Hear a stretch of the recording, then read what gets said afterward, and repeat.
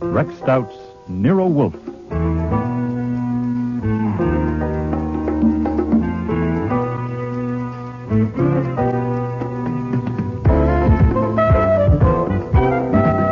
Starring Mavor Moore as Nero Wolfe and Don Francks as Archie Goodwin.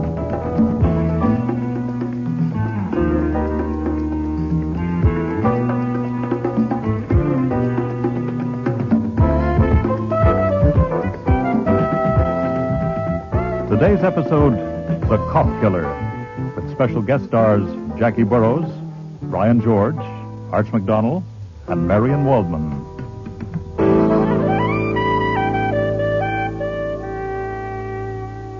The truth of the matter is that everyone doesn't understand my sense of humor. It's not the first time my mouth has gotten me into trouble. Mr. Goodwin, you told me once that people in danger have only to mention your name. So when Tina and Carl from the barbershop turned up at the front door that morning, I didn't know at first how to deal with the situation. Nero Wolfe was due down from the plant rooms at any minute, and he's extremely finicky about seeing people without an appointment. Also, his fees are very high, and as his assistant, I am expected to screen would-be clients. I really should have sent Carl and Tina on their way. This is a so nice, safe room for you and Mr. Wolfe, two such great men. No, he's the great one. I just caddy and talk too much. Now, what's this about danger? We love this country, Mr. Goodwin. We love... Let me talk, Carl.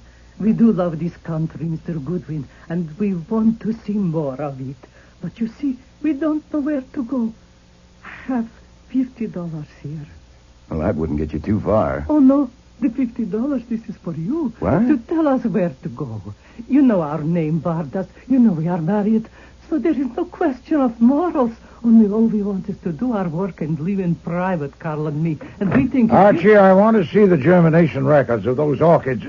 Oh, you didn't tell me we had callers. Oh, no, sir, because I knew you would be down soon. You know Carl. He takes your coat at the barbershop, and Tina's the manicurist there. It's all right. They're married. They just dropped in to buy $50 worth of travel. Yeah. Why he went? He's angry? No, sit down, please. As you said, he's a great man. It makes him a little eccentric. Now, you were saying... We don't want Mr. Wolfe mad at us. No, forget it. He's only mad at me, which is chronic. Now, why do you want to travel? It's what I said. We love this country, and we want to go more into it. Far in. You're both scared stiff, aren't you? Now, what's this danger Carl mentioned? I don't think that makes any He difference. is no good, Tina. We must tell Mr. Goodwin if we want him to help us. Please. Hi. I met Tina 3 years ago in concentration camp in Russia. If you want me to, I tell it you why is they will never let us get out of there alive. Not in 100 years, but I rather not to talk so much about it. It makes me start to tremble, as you can see. Oh, okay. Save that part. But you did get out alive. Oh, yes, we are here. But they think we are dead. You see, Vardas is not our name then. We take name later when we get married in Istanbul. You shouldn't tell any places. No places, no people at all. You are most right. Was not Istanbul. Okay. Istanbul is out. You got married somewhere in... else. Yes. And then later we nearly get caught again. We do get caught again, but... You're most right, Tina. At a certain time, in a certain way... We cross that ocean. We try very hard to come to this country according to rules, but is in no way possible. I see. It is nearly a year now since we get the jobs at the barbershop, and life has been so fine and sweet that we are almost healthy again. Oh, what we eat. We even have some money saved. We haven't got... $50. You're most right, $50. We be happy beyond our dreams 3 years ago, except if we don't know what minute someone comes and asks us how we get here. Ah, so the danger is... We will be sent back. Right. And we know exactly what will happen to us there. I am not surprised if you feel deep contempt when you see me trembling the way I do, but to understand situations like this, I believe you have to be somewhat close to it. As I am, as Tina is. The danger has come, Mr. Goodwin. This morning, a man came to barbershop and asked us questions. An official. What kind of an official? Was he wearing a uniform, you mean? No, in regular clothes. But he showed us cards from police department. His name was on it. Jacob Wallen. What time this morning? Little after 9 o'clock, soon after shop open. He talked first with Mr. Fickler, the owner, and Mr. Fickler bring him around behind partition to my booth, and the man, he take out notebook and ask me questions. What kind of questions? My name, where I live, where I came from, how long I've been working there, all that kind. And then, about last night. Last night? Yeah, where I was and what I was doing last night. Did he say why he was curious about last night? No, he just asked questions. Did he ask to see your papers? No, that will come next. That's why we can't go back there. We have to leave here today, now. Did he question Carl, too? Yeah. Right after me. And after Carl came out, he sent in Jimmy, but Carl and I knew we had to get out. So we wait till Mr. Fickler went to back up shop for something, and then we just walk out. And you came here? No, first we went to our room where we live, and we pack our stuff. Yeah, but then we realized that we don't know about where to go, and we might make some terrible mistakes, so we talk it over. We decide that best thing will be to come to you and pay you to help us. Why me? Because we don't know many people here, and you are a professional detective. And anyway, Carl like you, best of all customers. You don't tip him much, so it's not that... I have noticed you myself, the way you look. You look like a man who would break some rules, too, if you had to. Thanks. Damn it. Now, why did you have to beat it? That alone fixes you. What else we can do? Well, he was questioning the others, too. He was concentrating on last night. What about last night? Now, what were you doing? Out there breaking more rules? Oh, no, we don't. We go straight home and eat in our room as usual. Then I wash some clothes. And I read book. About 9 o'clock we go for And walk. we are in bed by 10:30. Our usual time. Well, then why did you run this morning? Mr. Goodwin, policemen asking questions has different effect on different people. Right. If you have a country like this one and you are innocent of crime, all the people of your country are saying with you when you answer the questions. Uh-huh.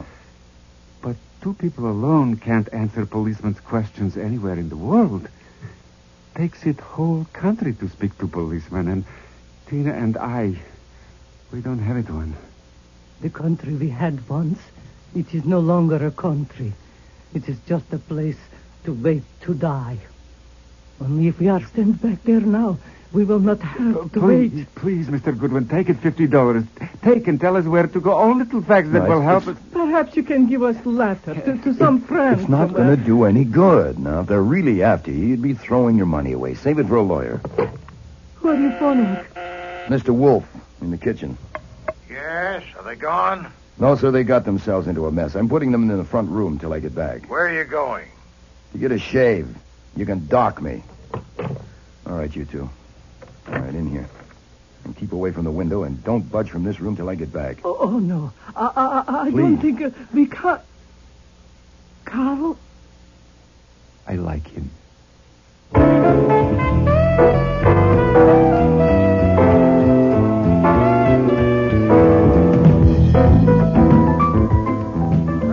All right, move along there. Move along. There's nothing to see. What's all the excitement, officer? Accident in here. No one allowed in. How did the customers in the chairs get in? I'm a customer. Only customers with appointments. You got one? Certainly. Jimmy, how soon? Now, who whistled for you? Sergeant Pearlie Stebbins. What's homicide doing here? Don't tell me you and Nero Wolfe are involved in this. I dropped in for a shave. I'm a regular customer. Uh-huh. Hey, Mr. Fickler, how long have I been leaving my hair here? Oh, hello, Mr. Goodwin. For over 6 years. Sergeant Stebbins. This is the famous detective, Mr. Archie Goodwin. Mr. Nero Wolfe comes here, too. Thanks, Arnie. Famous. It's just a burden, and it's a damn nuisance. Yeah, well, don't let it get you down. You just dropped in for a shave? You got it. Write it down. I'll sign it. Who's your barber? Jimmy. Jimmy's busy. So I see. Well, I'm not pressed. I might chat with you, or I could read one of these magazines. I might even get a manicure. You get manicures? I might, for my eyes. For your eyes. Haven't you seen Janet, the manicurist? Clown. She's in the booth talking to Inspector Cramer. Kramer's there, too? What's happened? You know the other manicurist, Tina? Or her husband, Carl Vardis? I know Carl well enough to tip him for taking my coat. I can't say I know Tina, but of course I've seen her. Why? I'm just asking. The sight of you or Wolfe anywhere near a case makes me want to scratch. Isn't that a shame? So let's get it on the record in case it's me. Have you seen Vardis or his wife this morning? Sure. You have? Yes. I put them in our front room, and I told them to wait, then I beat it here to tell you. Now, if you step on it, you can still catch them. Excuse me if I don't laugh, okay? Okay. I mean, they killed a cop, or one of them. Killed a cop. Yeah. The detective from 20th Precinct, Jake Wallen. Here in the barbershop? Yeah, this morning. The other side of that partition. Here in the barbershop? Yeah, this morning. The other side of that partition, in her manicure booth.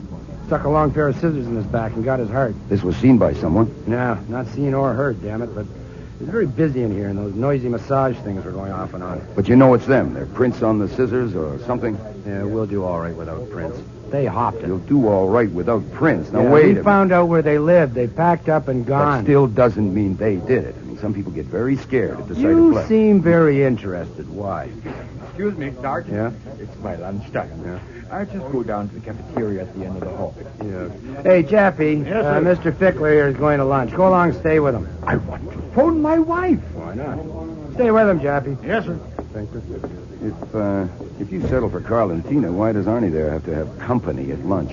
We haven't got Carl and Tina. Until we do, we're checking out everybody and everything. Now, I asked you, why are you so interested? That's just natural curiosity. What else? You could have a client. No, we don't. Yeah, we're looking for Well, one. don't make me laugh. Who in this barbershop could afford Wolf's fees? Yeah, I suppose. But I guess still I'm think- curious because I can't believe you'd hang it on those two just because they ran. Come on now, you must have something else. We have. There, you see? We think Jake Wallen came to take Carl. For what? Well, last night around midnight, a couple of pedestrians, 2 women, were killed uptown by a car. The car kept going. We found it a few hours later abandoned with a dented fender, blood, other items which tagged it. Carl's car? No, stolen. Reported earlier last night. 20th Precinct sent Jake Wallen to it. He was the first to give it a look. Wallen was supposed to go home when his shift ended at 8 this morning, but he didn't. He phoned his wife that he had a hot lead on a hit-and-run killer and was going to handle himself and grab a promotion. But what led him to this shop? That's what we'd like to know. It had to be something he found in the car. We don't know what. The goddamn fool kept it to himself and got killed. Well, did he mention it or show it to anyone here? They say not. All he had with him was a newspaper. Today's News, the early edition out last night. We can't spot anything in it. There was nothing in his pockets, nothing on him that helps any. You know all the barbers here? Well, I know Arnie Fickler, the owner. Jimmy, who cuts Wolf's and my hair. Or Ed, who takes the appointments because he's next to the phone. The rest I only know to see. What do you know about them? To help you, probably nothing. Try. Okay. Fickler, the boss, was once attacked bodily in here in his shop by his ex-wife. Ed once slapped Fickler's face when Fickler accused him of swiping lotions. Jimmy has been here a year now, and he's the best barber, which is why Wolf and I go to him. He plays the horses, and he infuriates Fickler because he sometimes takes magazines while they're still current. Now, Jimmy thinks Janet, the manicurist, must have a sideline like dope peddling. Oh, yeah? Why? Because she refuses his advances, which by him means she's got to be too independent. Oh, Jesus, Goodwin, I Ask mean, you for it, just... that's all I know. I mean, apart from that, they're all strangers. What the hell are you doing here, Goodwin? Good morning, Inspector Cramer. Ah, good. I see you finished with Janet. Now maybe I can get my manicure. Hello, Janet. Hello, Mr. Goodwin. I asked you what you're doing here. I'm just waiting for a shave. I'm an old customer here. Ask Pearlie. Is Go that ahead. straight, Stebbins? Yeah, he comes here regularly. I checked. Come in here, Stebbins, for a minute. Yes, sir. Yes, sir. Well, Janet, I was wondering where you were. What? Did you say something, Mr. Goodwin? No, there's nothing vital. And call me Archie. I'm not married. You're a detective, aren't you? Yeah. How can I keep them from putting my picture in the paper? You can't if they already have it, have they? I think so. I wish I was dead. Oh, come on now. Pretty young girl like you. I mean it. My folks in Michigan think I'm acting or modeling. I keep it vague and... Here, oh, my God. Oh, work it, work. Anyhow, if your picture gets printed and it's a good likeness, who knows what'll happen? Yeah, this is my Gethsemane. You what?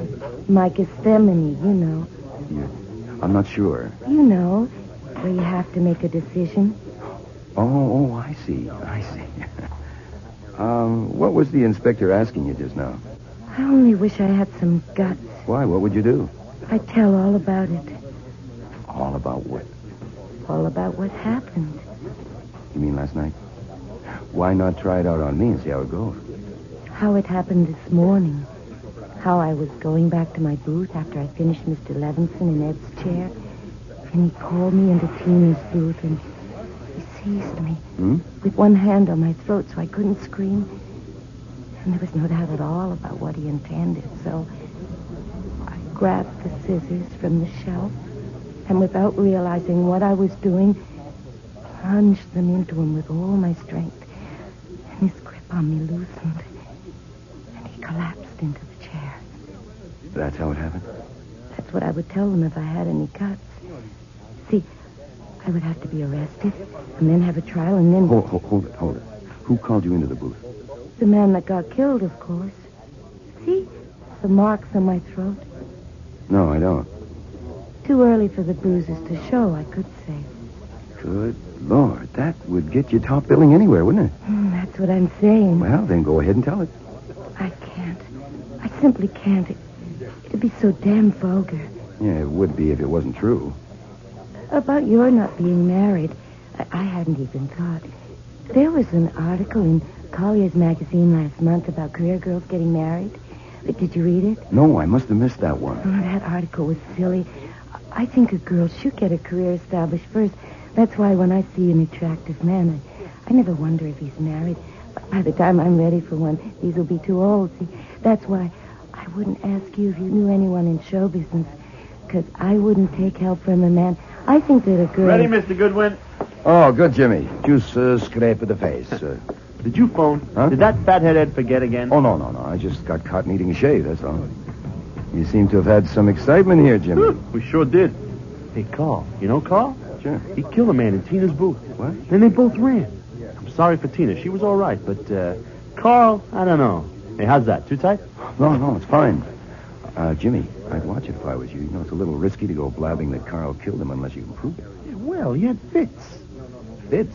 Yeah, like he'd shake all over. And what did he run for?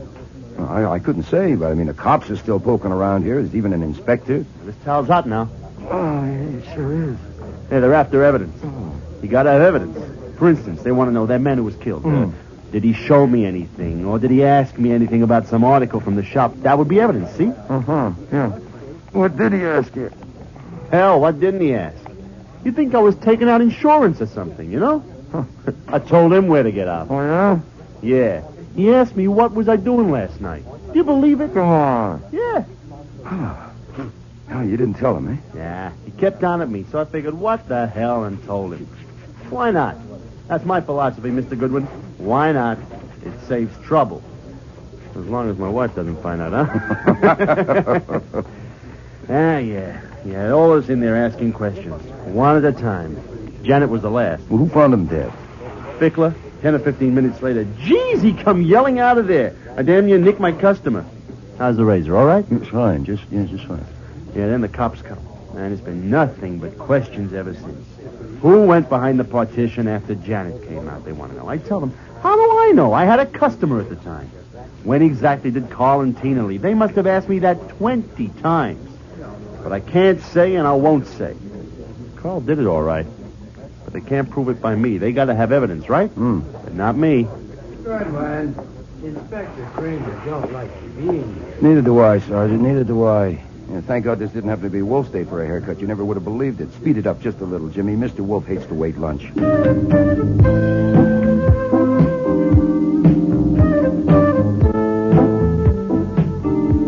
The first surprise when I got home was that Tina and Carl were not in the front room. The second surprise was to find them sitting with Wolfe at the dining room table. Than any other jackass.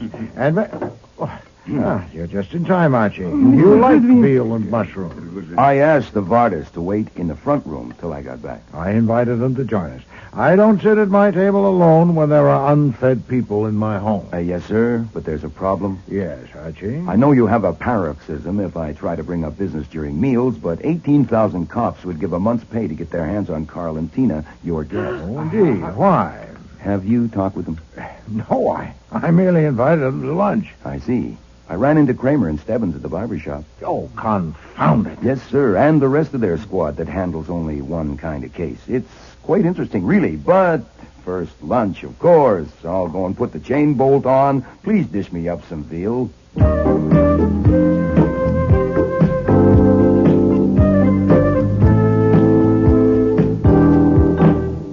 Please be seated. Mrs. Vardis, I think you'll find the red chair quite comfortable. Thank you, Mr. Wolfe. That was it fine cooking. Thank you, Mr. Vardis. Fritz takes great pride in his veal.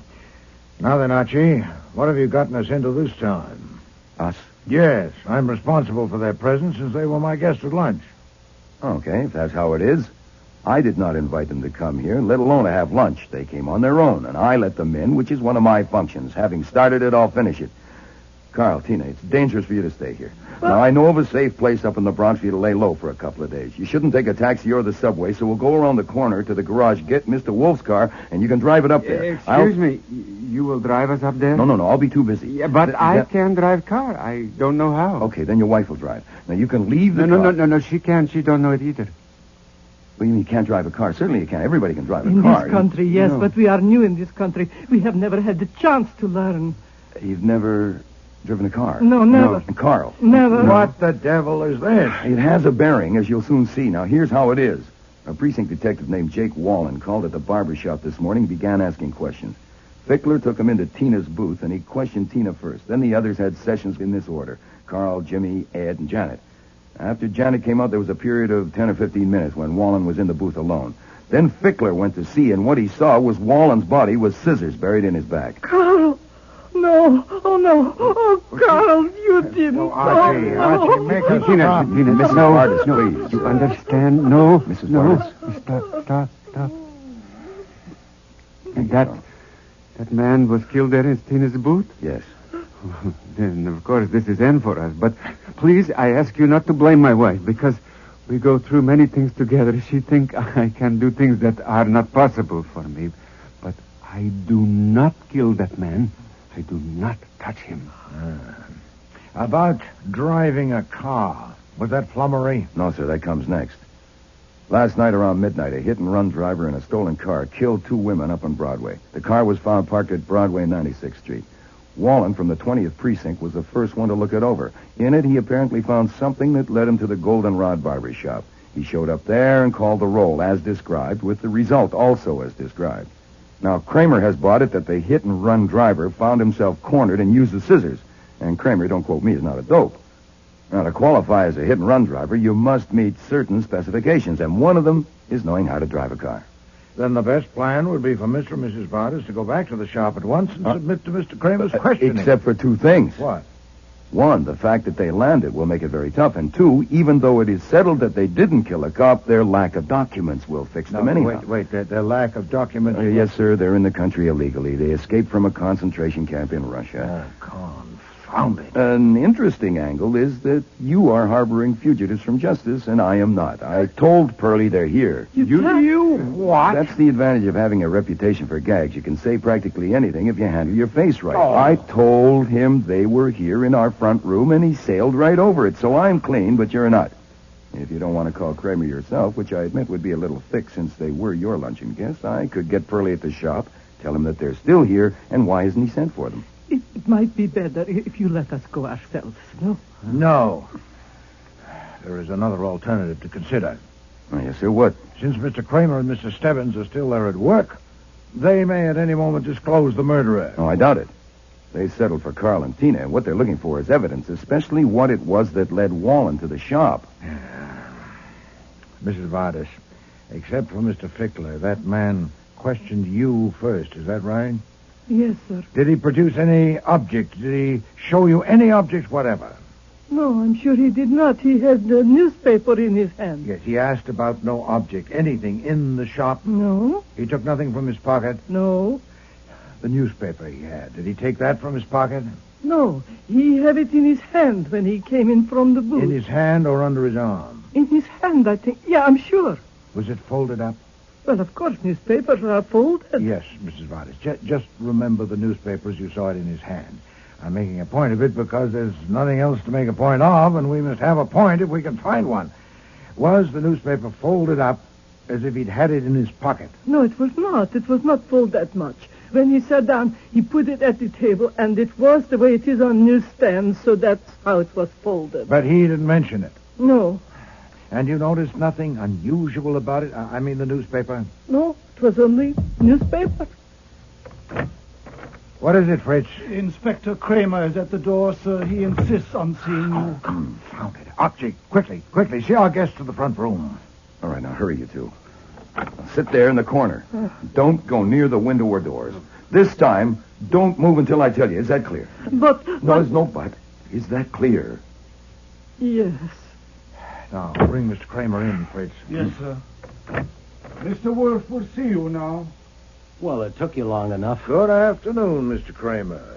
Fritz, will you bring beer, please? You'll have some beer, Mr. Cramer? I'm here on business. Indeed. How can I help you? You can tell me what Goodwin was doing in that barbershop this morning.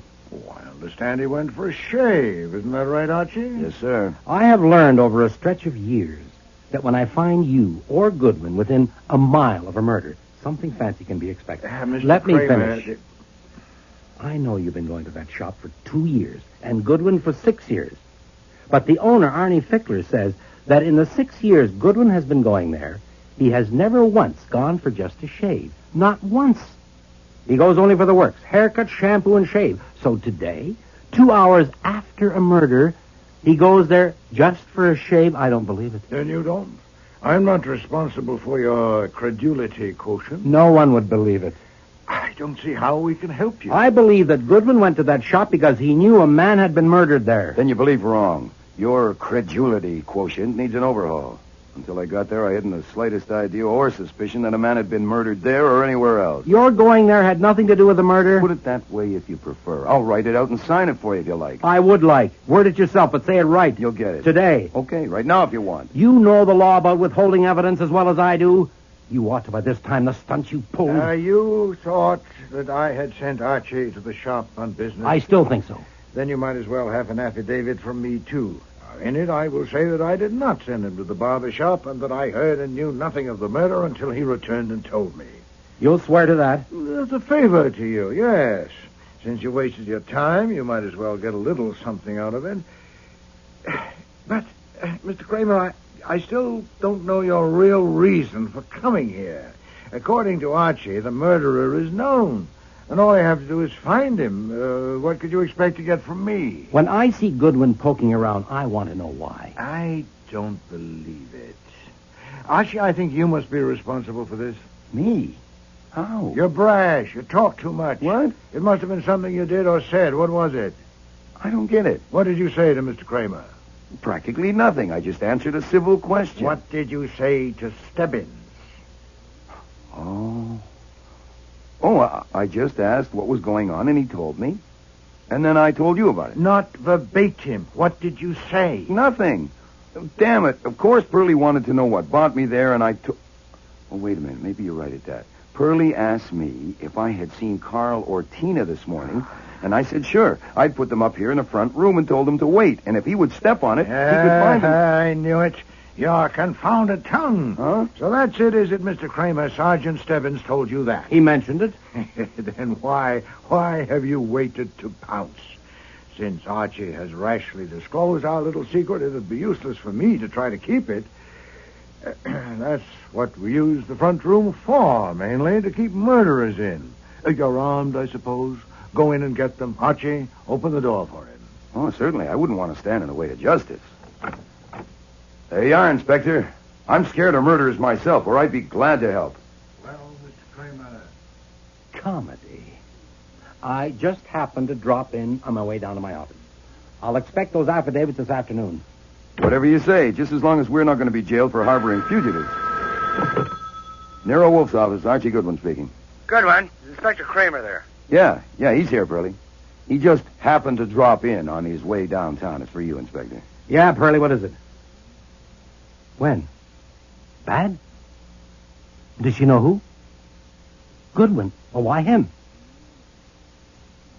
You're sure? Oh, Jesus. I'll be right there.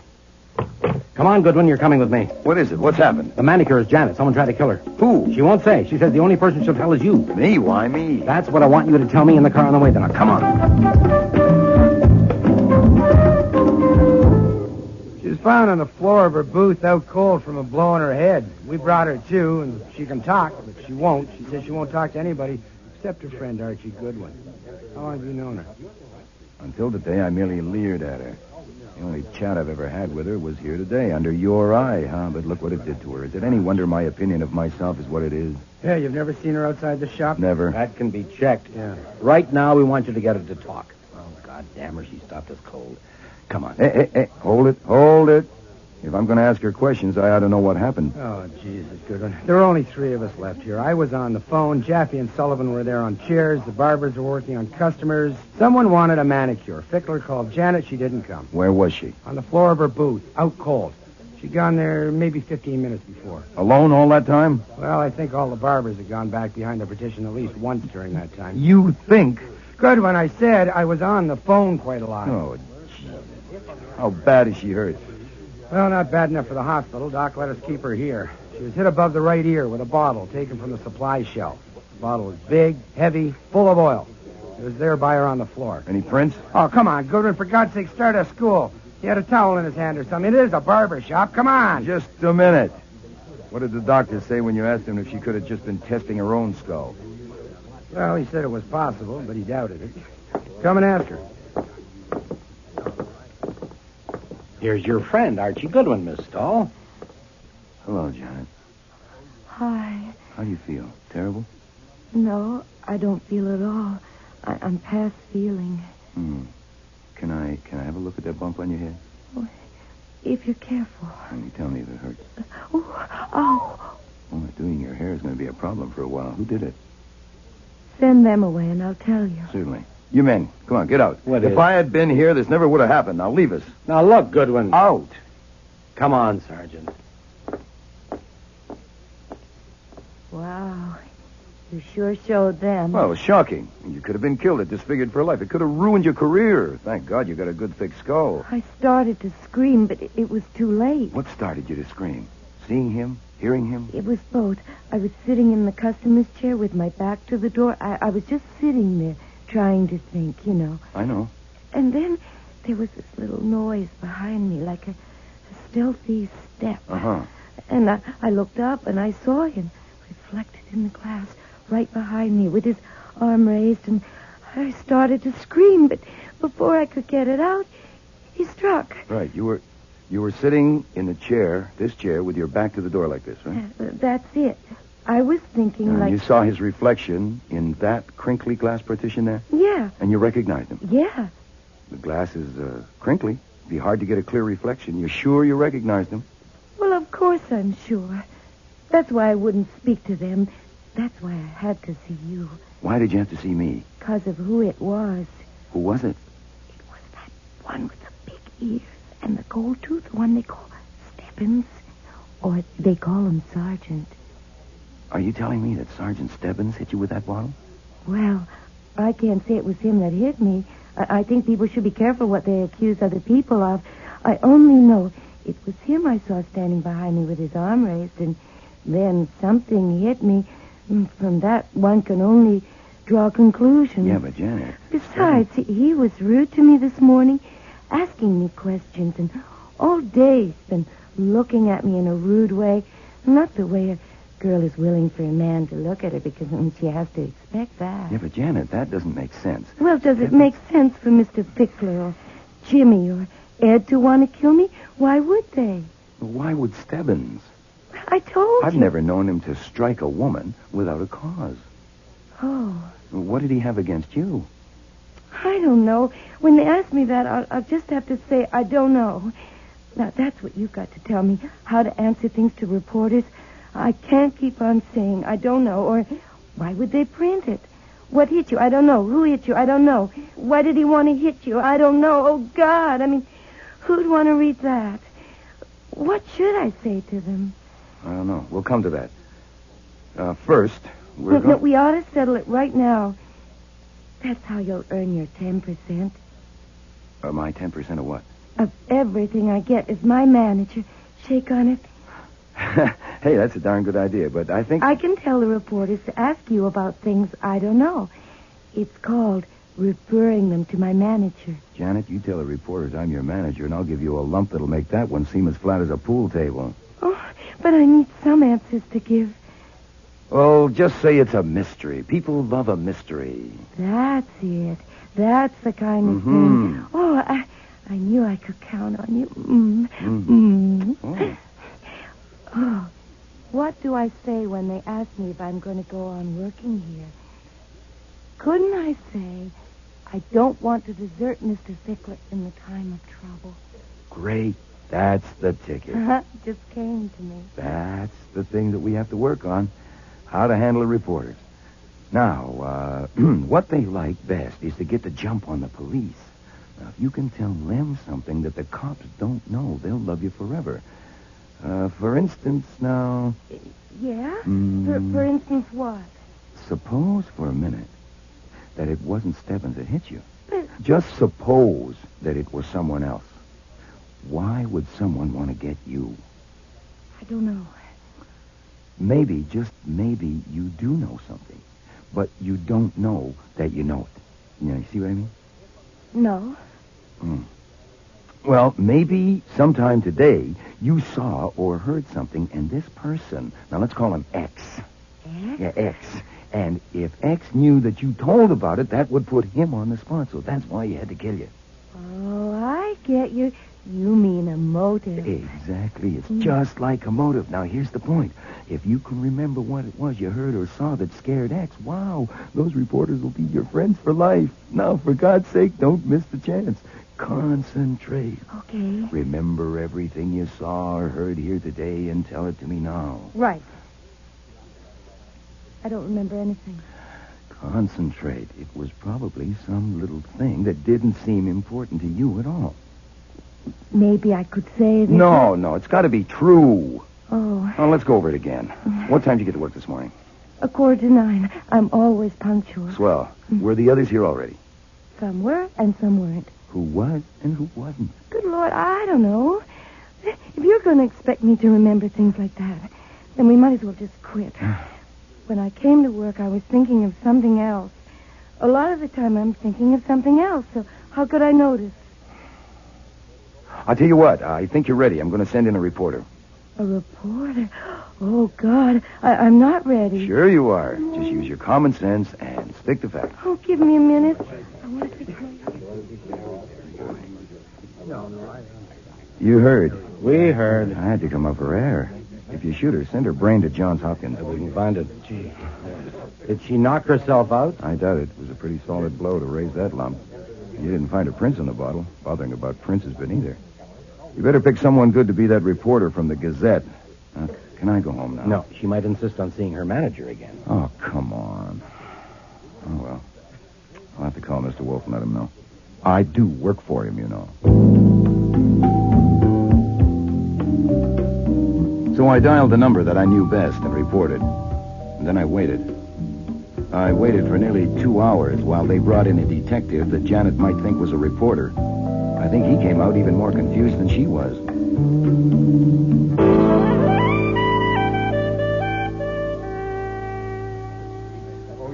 Mr. Cramer, will you ask this man to let me pass? Well, I'll be I damned. don't believe it. Let him in, Jaffee. Well, what happened? Dynamite? I came to get a haircut. Jimmy, are you free? Yes, sir. You want a haircut, huh? Yes, sir. As you can see, I need one. Oh, yeah. All right, Jimmy. Come and cut Mr. Wolfe's hair. You just dropped in? Like Goodwin this morning? Certainly not. Mr. Goodwin told me on the phone of his fruitless talk with Miss Stahl, and I thought it well to come. Okay, you're here. You don't leave your house on business for anybody or any fee, but you're here. And you're not going to leave until I know why, without any such crap as murderers in the front room. Not as short as last time, Jimmy. No, sir. Mr. Cramer, you can badger me if that's what you're after and get nowhere, but I offer a suggestion. Why not work first? Why don't we see if we can settle this business, and then if you insist, go after me? Or would you rather harass me than catch a murderer? You know how to catch the murderer? Quite possibly. I'd like to propose certain assumptions about what happened here today. Do you care to hear them? Oh, listen, but don't drag it out. I won't. Please don't waste time challenging the assumptions. I don't intend to defend them, much less validate them. They're merely a basis of exploration to be tested. The first is this, that Wallen found something in the car that had killed 2 women. No, Jimmy, I don't like it this way. I want a direct view, not reflections. Turn me around, please. Like this? Thank you. Janet isn't here. Do you want her? If possible. Can she sit up? Stebbins. She says it makes her a little bit dizzy. Who'd notice? Bring her. Yes, sir. You were going to make some assumptions? Yes. The first is that Wallen found something in the car that led him to this shop. Some object, obviously, since there was no one to tell him anything. We made that assumption without any help. And it still holds? Yes. That's fortunate, since all of my assumptions concern that object. The second is that Wallen had it with him when he came here. I can support that with strong You don't evidence. need to. We made it and we hold it. Very well, that saves time. Not too short back there, Jimmy. No, sir. The third is that he had the object inside the newspaper he was carrying. It was an early edition of the news on sale last evening, not on sale this morning. He had it in his hand, folded to approximately the size of 12 inches by 9 inches. You know a lot about it. I know nothing you don't know. It's difficult to account for his carrying a stale newspaper in that manner unless it was a container for some object. At least the assumption is good enough to work on. The fourth is that whatever the object was, the murderer got it and disposed of it, because no object that could have led Wallen to this shop was found on his person or in the booth. The fifth assumption is that the murderer was neither Carl nor Tina Vardis. How do you know that? I I want to know not why support that assumption. Don't waste time clawing at me. Since Carl and Tina are not involved and therefore didn't take the object away with them, it's still here in the shop. That is the sixth assumption. And it's good only if your surveillance of these people here all these hours has been constant and alert. Now, what about it? Could any of them have removed such an object from the shop? I want to know why you're excluding Carl and Tina. No, not now. First, we'll complete this test. We must know whether the object could have been removed by anyone other than Carl or Tina. No. How good a no? Good enough for me. No man has stepped outside this shop alone. Something could have been slipped to a customer, but that's stretching it. And we've had them under our eyes. Not apparently the one who assaulted Miss Stahl. That was in the shop. Is that a point? I suppose not. Then we assume that the object is still here. The seventh assumption is this, that no proper search for such an object has been made. Have you searched thoroughly, Mr. Stebbins? We've looked. Carl and Tina had to have taken Yes, it. but granting my assumption which excludes their taking it, has there been a proper search? No. Then it's about time. Mr. Fickler. Yes, Mr. Wolfe? You run this place and you can help us. But I address all of you who work here. Put your minds on this. You too, Jimmy. Stop a moment. Listen. Hell, I can work and listen too, Mr. You Wolfe. cannot. I want full attention. Okay. Miss Stahl, are you listening? What? What we're after is an object with something on it that identifies it as coming from this shop. Ideally, it should be the name and address or phone number, but we'll take less if we have to. We are supposing that it was inside the newspaper as Wallen was carrying it, so it should be flat and of those dimensions. Now, all of you went to the booth and were questioned by Wallen, but he showed you no such object and mentioned none. Is that correct? Yes. Yeah. No, he didn't. Then only the murderer saw it or was told of it. And later, when the opportunity came for him to dive into the booth and kill Wallen, he got the object and disposed of it somewhere in this shop. Now, I put it to you, and especially to you, Mr. Fickler, what is it and where is it? Maybe it was the newspaper itself. Possibly, but I doubt it. Where is the newspaper, Mr. Cramer? At the lab. There's nothing on it or in it that could have brought Wallen here. What else has been taken from here to the lab? Nothing else but the scissors and the bottle that was used on Miss Stahl. Then it's still here. All right, Jimmy, finish. Yeah, looks like a turkey to me, even with your assumptions. Say we find something like what you want. How do we know it's it? And even if we think it's it, where does that get us? We'll see when we find it. For one thing, fingerprints. Nuts. If it belongs here, of course it'll have their prints. Not their prints, Mr. Stebbins. Wallen's prints. As I understand it, he didn't go around touching things here. He entered, spoke to Mr. Fickler, was taken to the booth, and never left it alive. So if we find anything with his prints on it, we've got it. Have you your fingerprinting equipment here? Get it, Stebbins. And Wallen's prints from our file. The search must be thorough and will take time. First, I ask all of you to search your minds. What object is here, belongs here, that meets the specifications I've described? Now, surely you can tell us, Mr. Fickler. I don't know. Unless it's a towel. But why would he carry a towel like that? He wouldn't. Anyway, a towel wouldn't help us, so I reject it. Miss Stahl. I think he may have been keeping the paper because there was something in it he wanted to read. I know I often do that.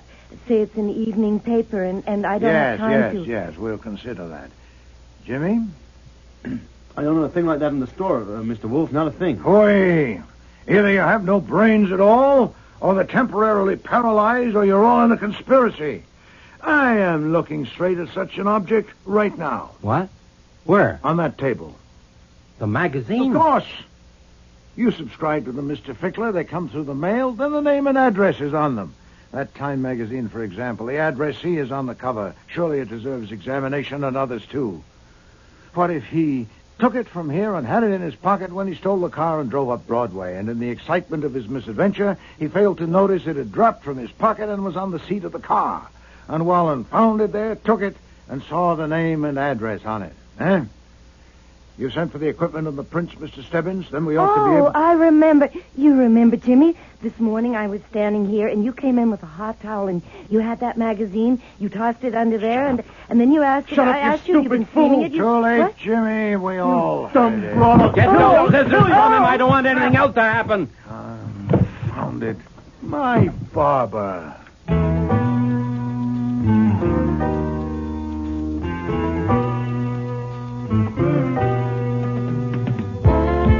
As stubborn as Cramer was, he never did learn why Wolfe went to get a haircut that day. But he did learn plenty about Jimmy Corelli.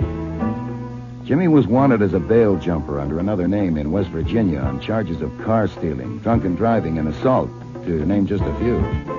He had a really colorful background. As for Carl and Tina, I took a strong position on them Tuesday evening in the office after they had been sent up to the south room to bed. You know damn well what'll happen. They won't go to Ohio or anywhere else. They'll stay here, and someday, maybe next week, they'll be in trouble again. And they'll come to me again because Carl likes me and because I rescued them this time. You rescued them? And I'll try to help them again, and you'll have to butt in again because you can't get along without me, and it'll go on like that year after year. Why not take care of it now and live in peace? Oh, shut up, Archie. I'm reading. Yes, sir, in an hour or so. There are people in the government who owe you something. For instance, Carpenter. I have Carpenter's home number, and I might as well get him now. Shall I make it person to person? I got my naturalization papers 24 years ago. I wasn't discussing you. You've caught it from Janet.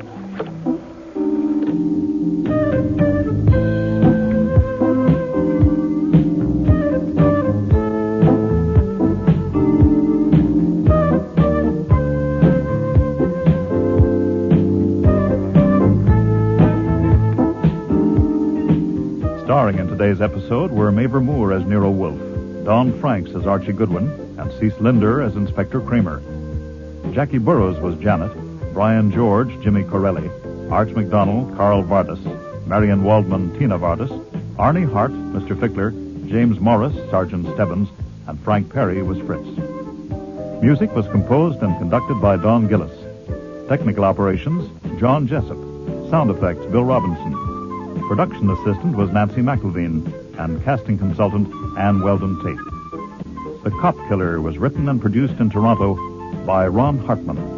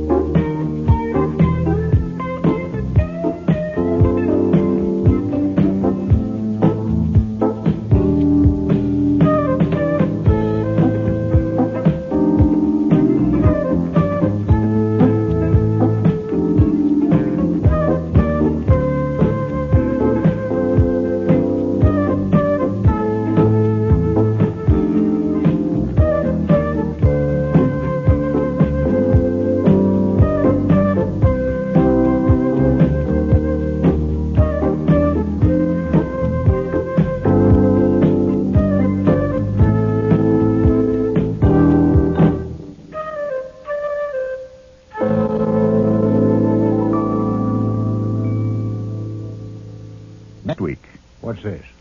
Well, as you see, it's a marriage license for Archie Goodwin and Margot Dickey. It cost me $2. Flummery. No, sir. No flummery. I could be mushy about it, but I won't. I will only say that I'm hooked at last.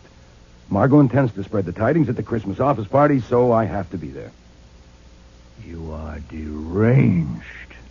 Sit down. I suppose it is a form of madness, but there, I've got it. It's like what Margot was reading to me the other night, some poem. I think it was Greek. Oh, love, resistless in thy might, thou mightest Shut up and sit down. Yes, sir. We haven't set the date yet. We don't want to rush it. I don't believe it. You will. Archie goes to a Christmas party. There. That makes it unanimous. Thank you, Alf. My secret public price. I'll start again. There are times when love takes over. Santa Claus, where's yours? You have to drink, too. Well, he can't drink through the mask. No, I suppose not. There are times... When love takes over. Thanks, Alf. There are times when the little demons disappear down their rat holes, and ugliness itself takes on the shape of beauty. When the darkest corner is touched by light. When the coldest heart feels the glow of warmth. When the trumpet call of goodwill and good cheer drowns out all the babel of mean little noises. This is such a time. Merry Christmas. Merry, merry, merry. Merry Christmas. What a lovely toast, Kurt. Simply lovely. Well, I must write it down and have it printed. That part about the trumpet call. It was... Kurt! Oh, Kurt, what is it, Kurt? Merry Next week, Rex Stout's Christmas Party with guest stars Marty Mariden, Linda Sorensen, Patricia Hamilton, Gordon Thompson, and John Granick.